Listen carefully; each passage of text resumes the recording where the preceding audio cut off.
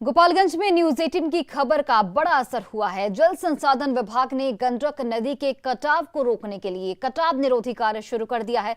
जल संसाधन मंत्री संजय झा खुद इसकी मॉनिटरिंग कर रहे हैं। गोपालगंज के निमुइया गांव में गंडक नदी के कटाव को रोकने के लिए फ्लड फाइटिंग का काम शुरू हो चुका है।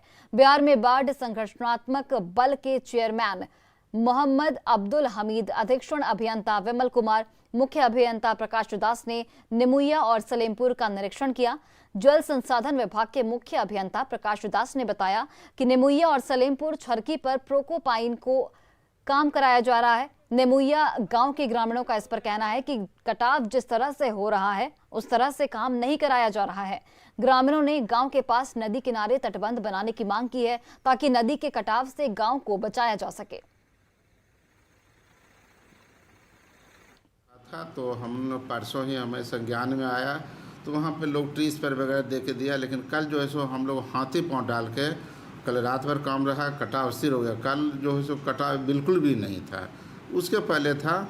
और जहाँ जहाँ भी कटाव हो रहा हमारे इंजीनियर सब अलर्ट हैं, वहाँ पे देखे होंगे कि फ्लड फाइटिंग मटेरियल भी रखा हुआ है। और कटाव तो 3 महीना पहले से हो रहा। सबसे बड़ी बात है कि 7 नंबर वार्ड से 8 नंबर वार्ड जहाँ मुखिया जी के घर है वर्तमान में, वो अब गिरने वाले हैं। इस पर बहुत तरीका के मांग किया जा रहा सरकार से। सरकार देती है लेकिन जो देना चाहिए वो नहीं देती है। और अब बात कोसी के कटाव की। भागलपुर के जहांगीरपुर बैसी गांव में कोसी नदी से कटाव लगातार जारी है। लोग अपने हाथों से अपने घर को, आशियाने को तोड़ रहे हैं। घर के सामान को बचाने के लिए दूसरे राज्य में रोजी रोटी के लिए गए लोग वापस लौट चुके हैं। दिन रात लोग ईंट पत्थर बचाने में लगे हैं। पीड़ितों का यहाँ पर कहना है कि उन्हें कोई सरकारी मदद नहीं दी जा रही है। संवाददाता आशीष रंजन की इस रिपोर्ट को देखिए। हम अभी खड़े हैं भागलपुर के जहांगीरपुर बैसी गांव में।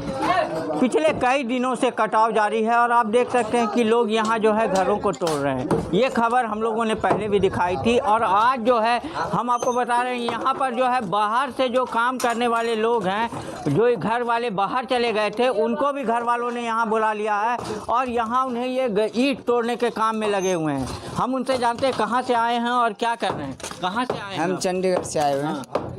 क्या करते थे वहाँ? वहाँ मजदूरी करते थे। क्यों आना पड़ा यहाँ? आना पड़ा, जमीन तो हम नहीं बचा पाएंगे लेकिन एक ईंट भी बचा लेंगे, आगे हमारा काम आएगा। अभी तक कोई मदद आप लोग को? कोई मदद नहीं। और भी कुछ लोग हैं जो बाहर से आए हैं। क्या करते थे, कहाँ से आए हैं? चंडीगढ़ से आए हैं। हाँ। और मजदूरी करते हैं। हाँ। अभी जब स्थिति है हुआ, जब यहाँ से कोई मदद नहीं मिला तब वहाँ से आए हैं यहाँ मदद करने के लिए। कोई सरकार, कोई सरकार प्रशासन नहीं काम कर रहा है। अगर वही सरकार, अगर प्रशासन काम करता तो ये नौबत नहीं आता यहाँ पे। सब कुछ चला गया। सब कुछ चला गया, बचा क्या है? जहाँ 22 लाख रुपए लगा के घर बनाए हैं, सब पानी में चला गया।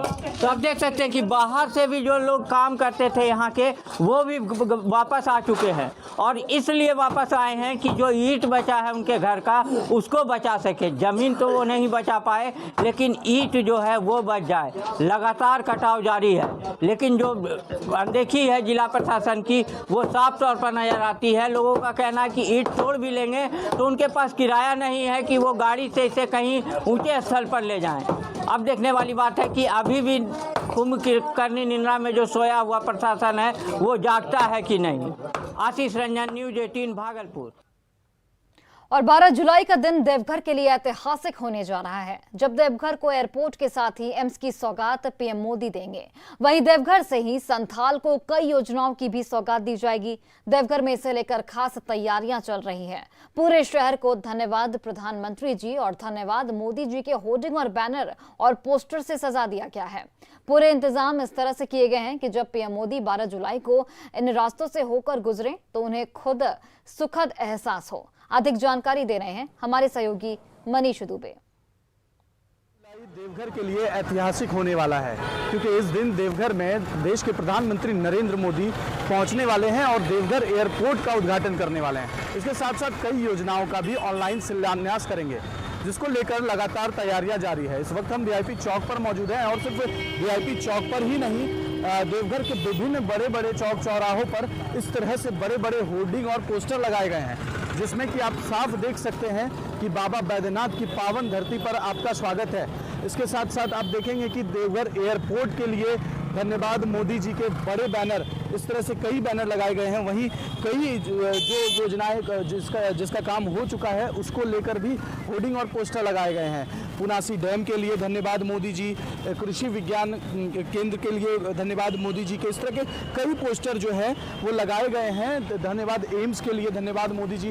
पूरे विभिन्न चौक चौराहों पर धन्यवाद मोदी जी के पोस्टर से देवघर पूरी तरह से रंगा हुआ है और लोगों में भी काफ़ी उत्साह है। तो कुल मिलाकर ये कह सकते हैं कि देवघर में प्रधानमंत्री नरेंद्र मोदी के आगमन को लेकर पूरी तैयारियां जोर शोर से हो रही है और यहाँ के जो स्थानीय निवासी के साथ साथ भाजपा कार्यकर्ता है उनमें काफ़ी उत्साह भी देखा जा रहा है। मनीष दुबे, न्यूज़ 18 देवघर।